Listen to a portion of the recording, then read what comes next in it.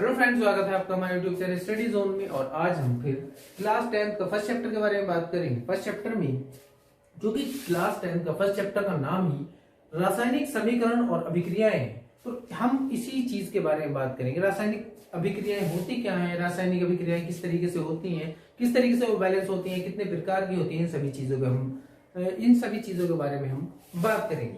तो पहले हम, क्योंकि लास्ट वीडियो में हमने बात की थी कि किस तरीके से रासायनिक समीकरण बैलेंस होती हैं, और इस वीडियो में हम बात करेंगे किस तरीके से कितने प्रकार की रासायनिक समीकरण होती हैं। उसमें जो है, क्योंकि लास्ट वीडियो हमने इसी वजह से हमने लास्ट वीडियो केमिकल रिएक्शन किस तरीके से बैलेंस होती है इस बारे में बनाया था, तो पहले वो देख लें जिन्होंने वो वीडियो नहीं देखा। क्योंकि ये जो वीडियो है, यहाँ पर केमिकल रिएक्शन का जो टाइप्स है वो समझ में आपको तभी आ सकता है जब आप पहली वीडियो देखेंगे।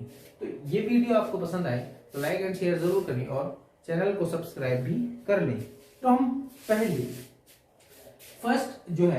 पहले हम कॉम्बिनेशन रिएक्शंस के बारे में बात करते हैं, जो संयोजन अभिक्रियाएं होती हैं, जिस एडिशनल रिएक्शंस होती हैं। एडिशनल रिएक्शन को जैसे हम समझते हैं कि जैसे यहां पर हम 3 + 2 5 करते हैं। यहां पर चूंकि हमने बताया था आपको कि ये जो साइड होती है किसी भी रिएक्शंस की अभिकारक कहलाती है, और इंग्लिश में हम इसे रिएक्टेंट्स बोलते हैं। और जो राइट हैंड साइड, यानी कि राइट हैंड साइड वाली जो हमारी राइट हैंड साइड वाली साइड होती है वो हमारी उत्पाद कहलाती है, या उत्पाद या प्रोडक्ट्स। तो यहां पर हम इस जगह पर हम कोई एलिमेंट्स यानी कि तत्व और तत्व के रिएक्शंस भी करा सकते हैं। उसके बाद हमारा यौगिक ही प्राप्त होगा। यहां पर हम तत्व प्लस यौगिक की रिएक्शंस भी करा सकते हैं, जिससे हमारा जो भी पदार्थ प्राप्त होगा हम उत्पाद लिख देते हैं यहां पर। इसके बाद हम यहां पर यौगिक प्लस यौगिक की रिएक्शंस भी करा सकते हैं, उसके बाद भी उत्पाद प्राप्त होगा। तो हम इस बारे में बात करते हैं जो ये तत्व होते हैं ये होते क्या हैं, और जो यौगिक होते हैं ये क्या होते हैं, इस बारे में बात करते हैं। क्योंकि आपने 9th क्लास में या 10th क्लास में ही, 10th क्लास में तो नहीं क्योंकि फर्स्ट चैप्टर ही है, 9th क्लास में आपने पढ़ा होगा परमाणु होता क्या है। कोई भी पदार्थ दुनिया के अंदर, कोई भी पदार्थ, चाहे ये हो या मैंने रुमाल लिया है ये हो या ये बोर्ड हो, कोई भी पदार्थ या इंक हो, छोटे छोटे कणों से मिलकर बना होता है। अब डाल्टन ने क्या किया, डाल्टन ने बताया कि कोई भी पदार्थ छोटे छोटे कणों से मिलकर बना होता है, और जब हम उसे तोड़ते जाते हैं छोटे छोटे कणों में, तो एक स्टेज ऐसी आती है जिसमें कि वो टूटता नहीं है। उसी को डाल्टन ने परमाणु बता दिया। क्या बताया? परमाणु। 19वीं शताब्दी में डाल्टन एक वैज्ञानिक का नाम है, उसने क्या किया कि परमाणु क्या होता है, परमाणु अविभाज्य होता है, अनडिवाइडेबल होता है। परमाणु को हम डिवाइड नहीं कर सकते। कोई भी पदार्थ, ये भी पदार्थ, जब हम इसे तोड़ते जाएंगे लास्ट तक एक स्टेज ऐसी आएगी, एक कण ऐसा आएगा जिसे कि हम किसी भी तरीके से हम डिवाइड नहीं कर सकते। उसे जो है डाल्टन ने परमाणु बताया। डाल्टन ने बताया कि दो परमाणु मिलकर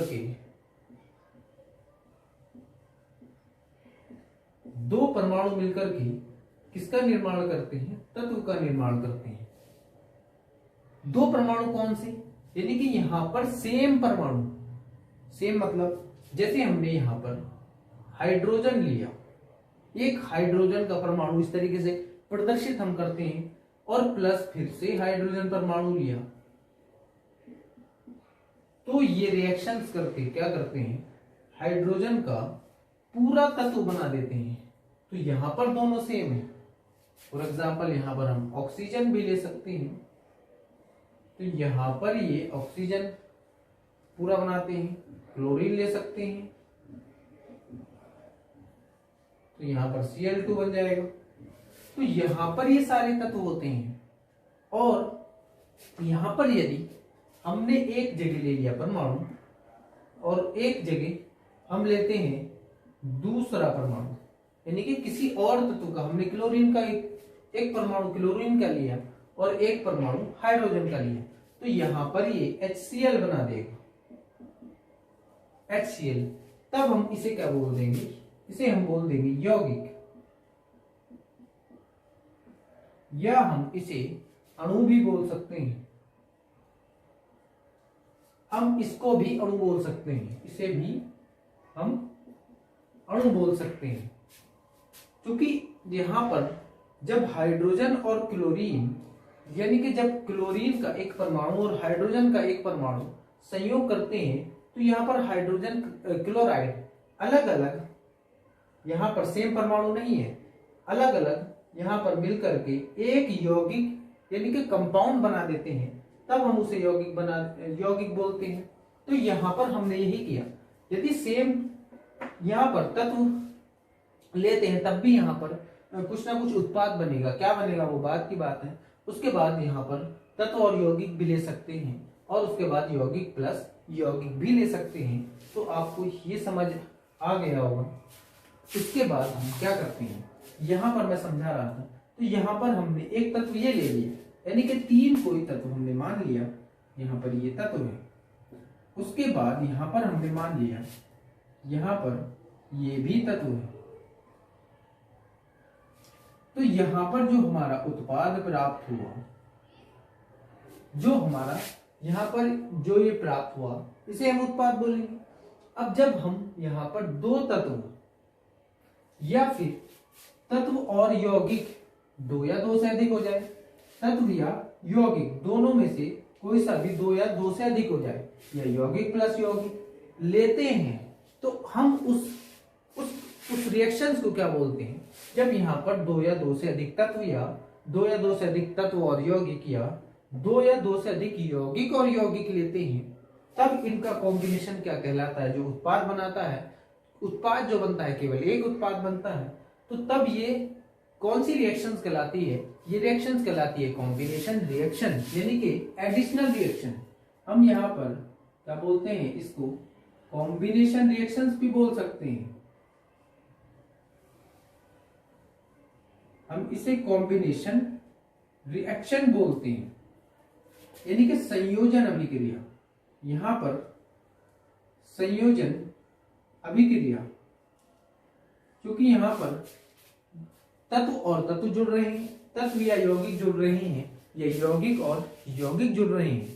तो यहां पर हम पहले बात करते हैं कॉम्बिनेशन रिएक्शंस क्या होती है, उसके बारे में आगे चलते हैं।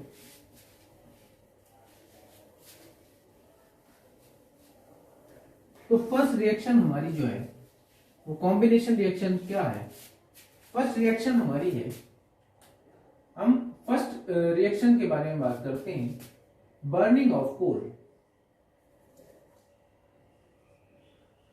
Burning of coal. तो यहां से क्वेश्चन पूछ लेगा कि कॉम्बिनेशन रिएक्शन की परिभाषा दो। तो कॉम्बिनेशन रिएक्शन की हमने अभी परिभाषा समझी है, क्या जो है उसकी डेफिनेशन होती है, उसकी डेफिनेशन होती है, हमने आपको अभी बताया कि तत्व किस प्रकार बने, यौगिक किस प्रकार बने, और जो तत्व होते हैं वो होते क्या है। तो जो तत्व हमने पढ़े, यदि हम उनकी रिएक्शन आपस में करा दें, तत्वों और तत्वों के बीच में यदि रिएक्शन करा दें, तत्वों और यौगिकों के बीच में रिएक्शन करा दें, यौगिक और यौगिक के बीच में रिएक्शन करा दें, होना चाहिए दो या दो से अधिक। तो दो या दो से अधिक पदार्थ या दो या दो से अधिक तत्व या दो या दो से अधिक यौगिक मिलकर जब एक ही उत्पाद बनाते हैं, उत्पाद मतलब एक ही प्रोडक्ट बनाते हैं, तब हमारा क्या बनता है, कॉम्बिनेशन रिएक्शंस कहलाती है। कॉम्बिनेशन रिएक्शंस का फॉर एग्जांपल मांग, फिर वो कहेगा कि कॉम्बिनेशन रिएक्शंस का एग्जांपल दो। दो एग्जाम्पल दो या एक एग्जाम्पल दो या तीन एग्जाम्पल तो हम आपको बताएंगे। कॉम्बिनेशन रिएक्शन में first example burning of coal. जब हम कोयले को जलाते हैं तो कोयला जब हम देखते हैं कि कोयला खुले वातावरण में यानी कि ऑक्सीजन की प्रेजेंस में जब जलता है तब क्या बनता है, आइए देखते हैं। क्योंकि कोयला हमने आपको पहले ही बताया था कि यदि चूंकि कोयला सॉलिड होता है यानी कि ठोस होता है तो हम यहाँ पर सॉलिड इसे इस टाइप से दर्शाएंगे, ऐसे हमने आपको वीडियो में पहले भी बताया था। और फिर उसके बाद हम ऑक्सीजन की प्रेजेंस में यहाँ पर इसे जलाते हैं जो कि ऑक्सीजन गैस होती है। तो यहाँ पर CO2 यहाँ पर रिएक्शंस बैलेंस है, क्योंकि ऑक्सीजन 2 है तो इधर भी 2 है और कार्बन 1 है तो कार्बन भी 1 ही है।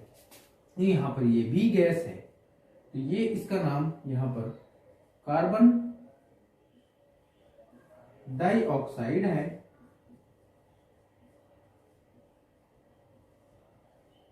इसका नाम कार्बन डाइऑक्साइड है। इसका नाम यहाँ पर कोयला भी है और कार्बन भी, और इसका नाम यहाँ पर ऑक्सीजन भी। इनके नाम भी लिखने जरूरी हैं क्योंकि वो नाम ना लिखने पर नंबर कोई भी एग्जामिनर नंबर काट सकता है। तो यहाँ पर कार्बन डाइऑक्साइड गैस बनती है। उसके बाद हम दूसरी रिएक्शंस के बारे में बात करेंगे जो कि है बर्निंग ऑफ, यानी कि जब हम बर्निंग ऑफ हाइड्रोजन को जलाते हैं, हाइड्रोजन गैस को जब हम जलाते हैं तो हम देखते हैं हाइड्रोजन गैस जब ऑक्सीजन की प्रेजेंस में जब हम जलाते हैं तो यहां पर पानी बनता है। यहां पर चूंकि 2 ऑक्सीजन है, अब यहां पर पानी बनता है तो यहां पर ये भी गैस है और ये भी गैस है और इसके बाद ये लिक्विड बनता है, पानी बनता है। तो यहाँ पर जो ये दोनों गैस हैं ये दोनों ही आग हैं। ये यहाँ पर ऑक्सीजन इसे भड़काने का काम करती है, आग में घी डालने का काम करती है, क्योंकि हाइड्रोजन एक धमाके से यानी कि एक तेज आवाज से जलने वाली, तेज साउंड से जलने वाली आग है और ऑक्सीजन उसे भड़काने का काम करती है। तो यहाँ पर ये भड़क करके वाटर बना लेती है। तो यहाँ पर चूंकि वाटर बनता है, अब ये वाटर किस तरीके से टूट करके फिर से आग और ऑक्सीजन बनाता है, ये हम अगली रिएक्शंस के बारे में बात करेंगे जो कि हमारा डिस्प्लेसमेंट रिएक्शन में ये आगे रिएक्शन आएंगी। इसके बाद हम थर्ड रिएक्शन के बारे में बात करते हैं। जब हम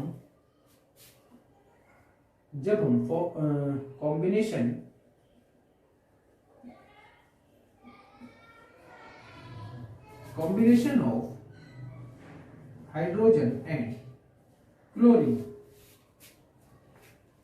जब हम हाइड्रोजन और क्लोरीन गैस का आपस में मिलाते हैं तब यहां पर ये क्या बनता है, हम यहां पर क्योंकि हाइड्रोजन और क्लोरीन गैस मिलाते हैं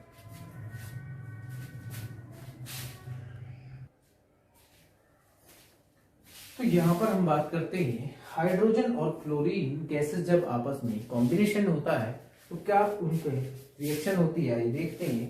तो यहाँ पर इनका जो कॉम्बिनेशन होता है, क्योंकि ये भी गैस है और यहाँ पर ये भी गैस है, तो इनका सनलाइट की प्रेजेंस में, सनलाइट यानी कि सूर्य की रोशनी के में इनका जो है कॉम्बिनेशन जब हम कराते हैं तो यहाँ पर HCl गैस निकलती है। अब ये यहाँ पर 2HCl ये हाइड्रोजन क्लोराइड गैस है या हाइड्रोक्लोरिक गैस है। यहाँ पर इसे हम हाइड्रोजन क्लोराइड बोलते हैं।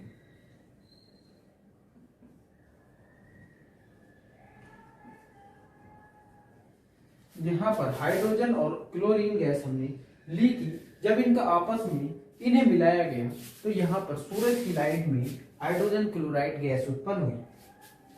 तो यहाँ पर यदि हम इनके बारे में जो कुछ थोड़ा बहुत लिखना चाहें तो यहाँ पर हम लिखेंगे combination of hydrogen and chlorine, यानी कि जब हम इसका हाइड्रोजन गैस और क्लोरीन को मिलाते हैं तब हमारा सूरज की लाइट में यानी कि सनलाइट में हाइड्रोजन क्लोराइड गैस बनती है।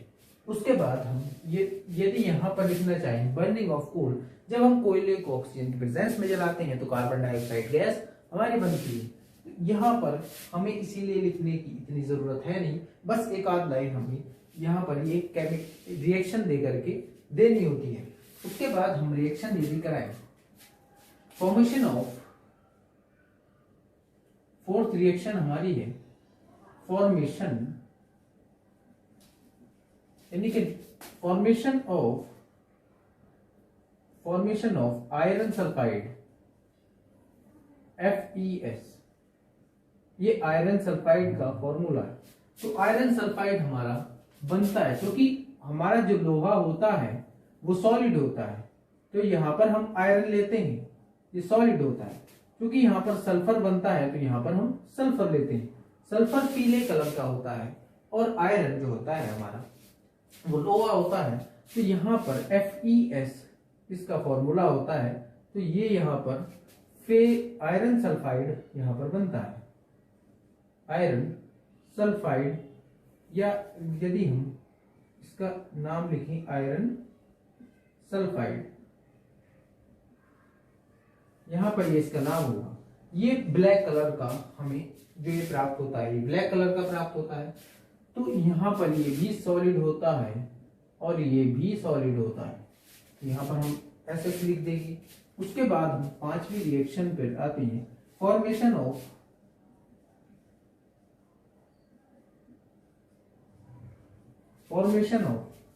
Ferric chloride FeCl3, formation of FeCl3।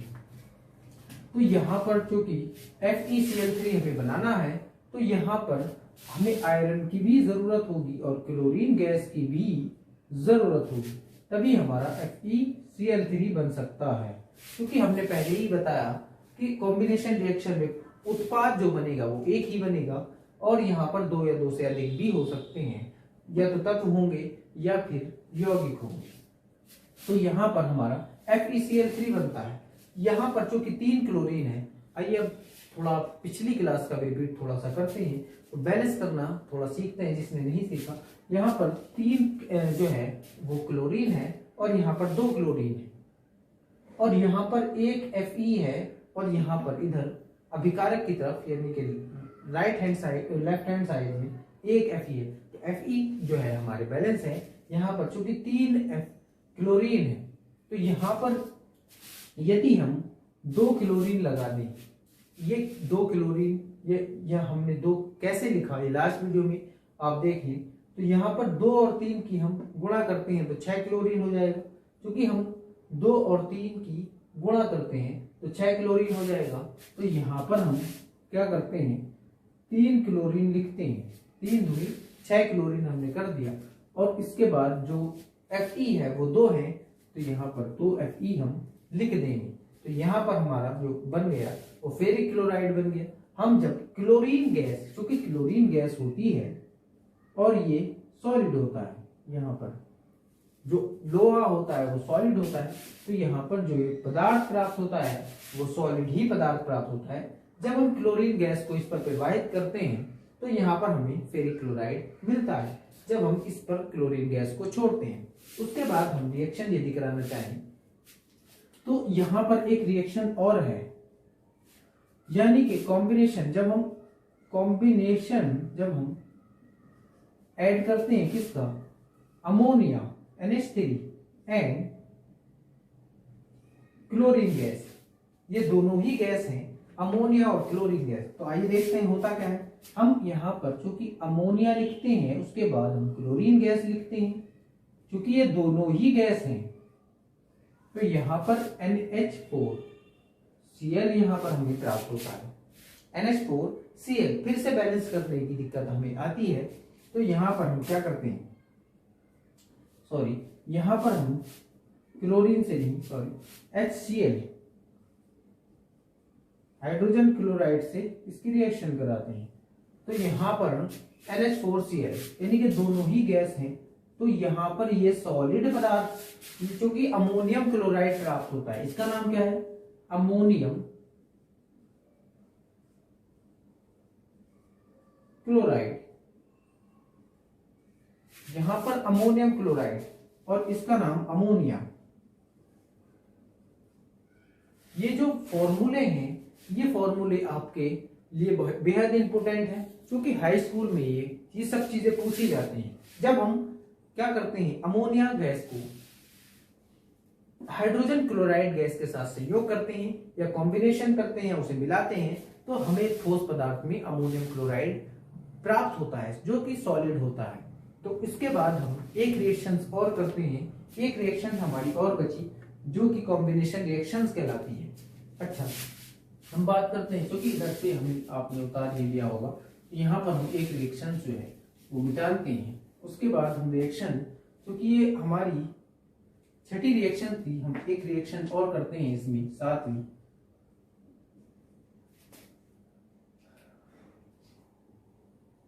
Combination of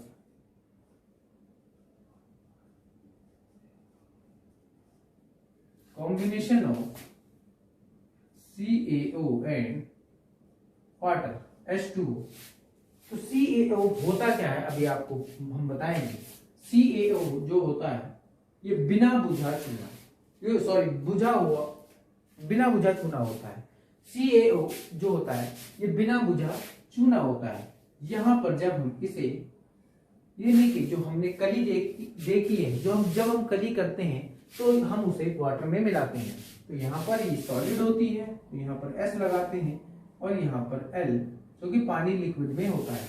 तो यहाँ पर ये प्राप्त होता है CaOH का होल ट्वाइस प्लस CaOH का होल ट्वाइस प्लस ऊष्मा निकलती है। हमने देखा होगा कि जब हम एक टब में, यानी कि एक टब में कली करते हैं, तो उसमें हम जब पानी मिलाते हैं तो वो गर्म होती है और उसमें से भाप निकलने लगती है जब हम पानी मिलाते हैं। तो यहाँ पर भाप वो ऊष्मा के रूप में निकलती है। तो जब ये ऊष्मा निकलती है, जिस रिएक्शन में ऊष्मा निकलती है, क्योंकि ये कॉम्बिनेशन रिएक्शन होती ही ऐसी है जिसमें कि ये ऊष्मा छोड़ती हैं, ऊष्मा निकालती हैं। तो यहाँ पर इन रिएक्शन को, यानी कि संयोजन अभिक्रियाओं को ऊष्मा छेपी रिएक्शन यानी कि एक्सोथर्मिक रिएक्शंस भी बोलते हैं।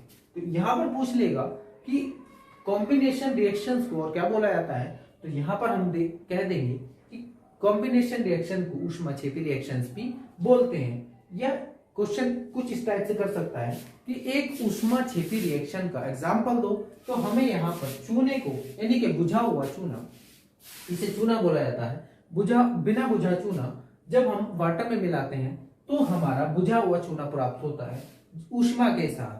तो यहाँ पर बिना, इसका नाम, इसे हम नॉर्मल भाषा में बिना बुझा चूना भी बोल सकते हैं, और कैल्शियम हाइड्रोक्साइड भी हम इसे बोल सकते हैं। इसका नॉर्मली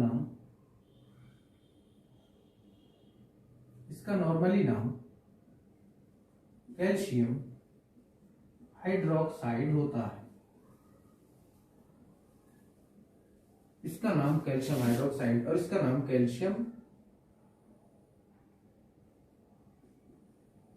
ऑक्साइड।